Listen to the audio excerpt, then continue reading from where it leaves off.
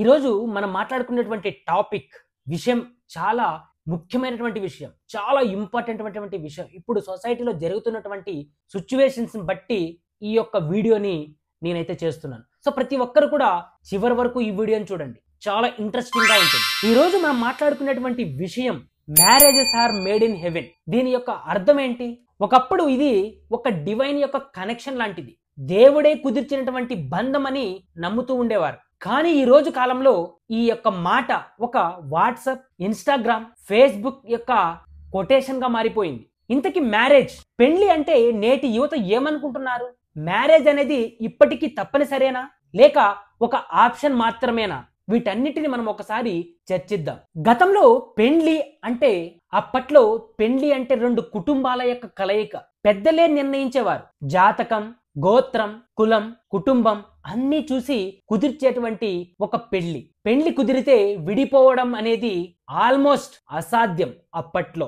Divorce అంటే అప్పట్లో rare, అంటే చాలా మటుకు డివోర్స్ అనేటువంటి విషయం ఎవరికీ తెలియదు. అందుకే అప్పట్లో మేడ్ ఇన్ హెవెన్ అన్నటువంటి మాటని మనస్ఫూర్తిగా నమ్మేవాళ్ళు. ఇప్పుడు మ్యారేజెస్ అంటే పెళ్లి ఎలా మారిపోయింది? ఈ రోజుల్లో చాలా మందికి మ్యారేజ్ అనేది ఒక ఆప్షన్ గా మారిపోయింది. ఇప్పుడు కొందరికి మ్యారేజ్ అనేది ఒక ఇన్స్టాగ్రామ్ లో స్టేటస్ కానీ, స్టోరీ, రీల్స్ కోసం హైలైట్ చేసేటువంటి ఒక వీడియో యొక్క స్టేటస్ గా మారిపోయింది. ఇప్పుడు ఎలా జరుగుతోంది అంటే, దీనికి ఒక చిన్న ఎగ్జాంపుల్.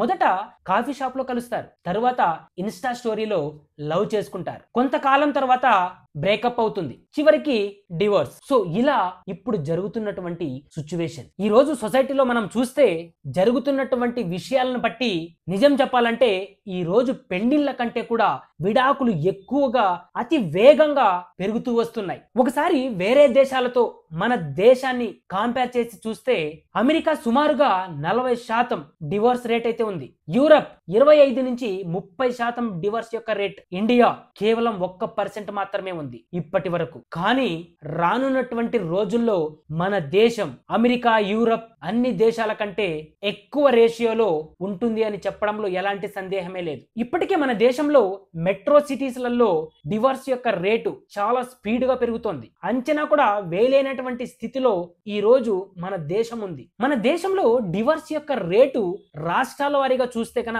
ఆంధ్రప్రదేశ్ సర్వే ప్రకారము 2.3%. ఎక్కువగా మెట్రో సిటీస్లలో ఈ యొక్క డివోర్స్ యొక్క కేసులు ఎక్కువగా పెరుగుతున్నాయి. అది కూడా విజయవాడ, విశాఖపట్నంలలో అతి వేగంగా. అంటే కోవిడ్ సమయంలో విడాకుల యొక్క రేషియో 40% వరకు పెరిగింది. ఇక తమిళనాడు అత్యధికంగా విడాకులు 2.46% కి. కేరళలో డివోర్స్ యొక్క రేటు 2.14. ఇక కర్ణాటక, బెంగళూరులో అత్యధికంగా డివోర్స్ యొక్క కేసులు 10 ఏళ్లలో 3 రెట్లు పెరిగాయి. ఇక తెలంగాణ, హైదరాబాద్ లో 2022లో 40% డివోర్స్ యొక్క రేటు పెరిగింది. ఇక మహారాష్ట్ర, ముంబై, పూణే డివోర్స్ యొక్క రేటు టాప్ పొజిషన్ లో ఉంది. మన దేశంలో డివోర్స్ యొక్క రేటు తక్కువగా ఉండేటువంటి రాష్ట్రాలు ఏంటి అంటే యూపీ, బీహార్, రాజస్థాన్. ఇక్కడ డివోర్స్ యొక్క రేటు చాలా తక్కువగా ఉంది. 0.5% కంటే కూడా చాలా తక్కువ. నేటి తరం ఎలా ఆలోచిస్తుంది అంటే, ముందుగా తన యొక్క కెరీర్, తన యొక్క గోల్స్, ఫినాన్షియల్ స్టెబిలిటీ ఇవన్నీ అయిపోయిన తర్వాతనే మ్యారేజ్. ఇది ఒక ఆప్షన్ గా మారిపోయింది. ఇప్పుడున్నటువంటి జనరేషన్స్, ఇప్పుడున్నటువంటి యంగ్ యూత్ అందరూ కూడా లేట్ మ్యారేజెస్ చాలా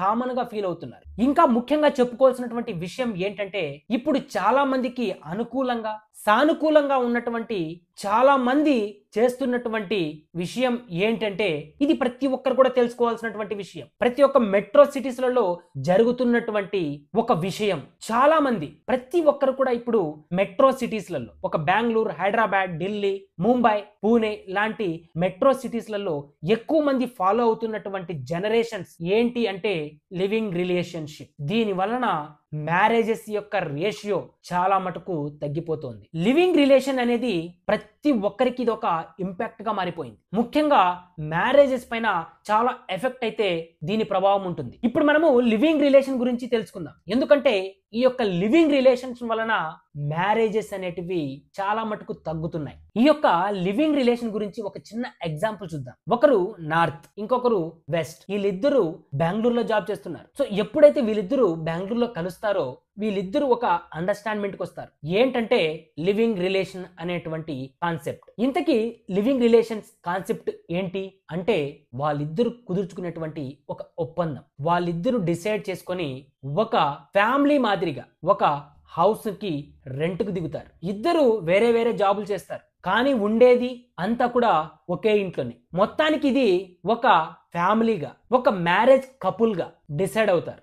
ఎలా అంటే వాళ్ళు ఎంతకాలం అయితే అక్కడ ఉంటారో అన్ని రోజులు కూడా లివింగ్ రిలేషన్ లో ఉంటారు. వాళ్ళిద్దరి అండర్స్టాండ్మెంట్ ఏంటంటే వాళ్ళిద్దరికి ఎప్పటి వరకు అడ్జస్ట్మెంట్, కంఫర్టబుల్, అలాగే వాళ్ళ యొక్క అండర్స్టాండింగ్ అన్ని కలిసి ఉంటాయో అప్పటి వరకు వాళ్ళు ఇద్దరు కూడా లివింగ్ రిలేషన్ లోనే ఉంటారు. అది 1 సంవత్సరం కావచ్చు, 1 నెల కావచ్చు, 2 ఏళ్ళు కావచ్చు, 5 ఏళ్ళు కావచ్చు. సో వాళ్ళకు ఇష్టం వచ్చిన అన్ని రోజులు కూడా లివింగ్ రిలేషన్ లోనే ఉంటారు. తరువాత ఫైనల్ గా లివింగ్ రిలేషన్ అయిపోయిన తర్వాత వాళ్ళకు ఇష్టం ఉంటేనే మ్యారేజ్ కి ప్లాన్ చేస్తారు. ఇష్టం లేకుంటే ఎవరి దారిన వాళ్ళు వెళ్ళిపోతారు. అది 1 మంత్ కావచ్చు, 1 ఇయర్ కావచ్చు, 10 ఇయర్స్ కావచ్చు. ఇక్కడ వాళ్ళ యొక్క అడ్జస్ట్మెంట్, వాళ్ళ యొక్క అండర్స్టాండ్మెంట్, దీని మీదనే పూర్తిగా ఈ యొక్క లివింగ్ రిలేషన్ అనేది జరుగుతోంది. దీనికి ఇప్పుడు ప్రతి ఒక్కరు కూడా అలవాటు పడిపోవడం వలన ఈ యొక్క మ్యారేజ్ యొక్క రేషియో తగ్గిపోతోంది. ఇంతకీ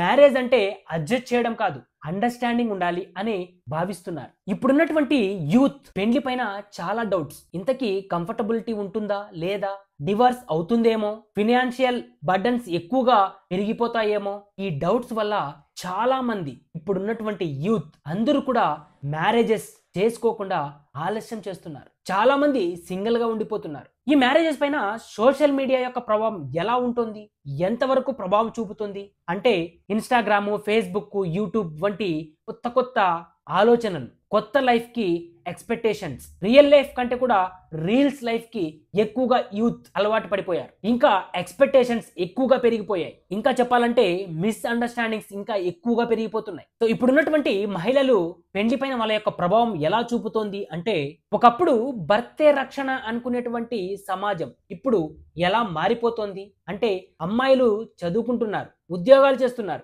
చాలా దేశాలు కూడా తిరుగుతున్నారు. కెరియర్ వర్సెస్ మ్యారేజ్, చాలా మంది కెరీర్ నే చూస్ చేసుకుంటున్నారు. లేట్ మ్యారేజెస్, కొన్ని సందర్భాల్లో మ్యారేజెస్ కాకుండా సింగిల్ లైఫ్ నే గడిపేస్తున్నారు. ఫైనల్ గా లివ్ ఇన్ చాయిస్ కింద చూస్ చేసుకుంటున్నారు. ఇంకా చెప్పాలంటే పెళ్లి చేసుకుంటే వాటి యొక్క ఖర్చులు, ఈ రోజుల్లో మ్యారేజ్ అంటే కోట్లకు ఖర్చు, కట్నం, విందులు, ప్రదర్శనలు, అప్పులు, వీటన్నిటికీ ఎక్కువగా పెరిగిపోతాయి. చాలా మంది అంటున్నారు సింగిల్ లైఫ్ ఈజ్ బెటర్. ఇక్కడ మనం ఒక విషయం గమనిస్తే ఇప్పటికీ విలేజ్లలో మ్యారేజ్ అనేది తప్పనిసరి. అదే సిటీస్ లోకి వెళ్తే కన్నా మ్యారేజ్ అనేది ఒక డెసిజన్, ఒక ఆప్షన్ మాత్రంగా మారిపోయింది. సో పెళ్లి అనేది ఒక బలవంతమైనటువంటి విషయం కాదు, అది మనస్ఫూర్తిగా ఇద్దరు తీసుకునేటువంటి ఒక నిర్ణయం. అది నిజంగా మేడ్ ఇన్ హెవెన్ కావాలంటే ట్రస్ట్ ఉండాలి, పేషెన్సీ ఉండాలి, అండర్స్టాండింగ్ ఉండాలి, రెస్పెక్ట్ ఉండాలి. ఇవన్నీ ఉంటేనే marriages are made in heaven అవుతుంది. నేటి సమాజం మారుతోంది, మన ఆలోచనలు కూడా మారుతున్నాయి. అయితే వీటి గురించి మీరేమనుకుంటున్నారు? పెళ్లి ఇప్పటికీ తప్పనిసరి అనుకుంటున్నారా, లేక అది ఒక ఆప్షన్ మాత్రమేనా? మీ యొక్క అభిప్రాయాన్ని కామెంట్ రూపంలో తప్పనిసరిగా చెప్పండి, ఎందుకంటే నేటి తరానికి చాలా ఉపయోగపడుతుంది. ఇంకా మన ఛానల్ని ఎవరైతే సబ్స్క్రైబ్ చేసుకోలేదో ప్లీజ్ సబ్స్క్రైబ్ చేసి పెట్టుకోండి. ఇలాంటి మంచి కాన్సెప్ట్స్ ని, వీడియోస్ ని మీ ముందుకి తీసుకొని రావడానికి ప్రయత్నిస్తూ ఉంటాను.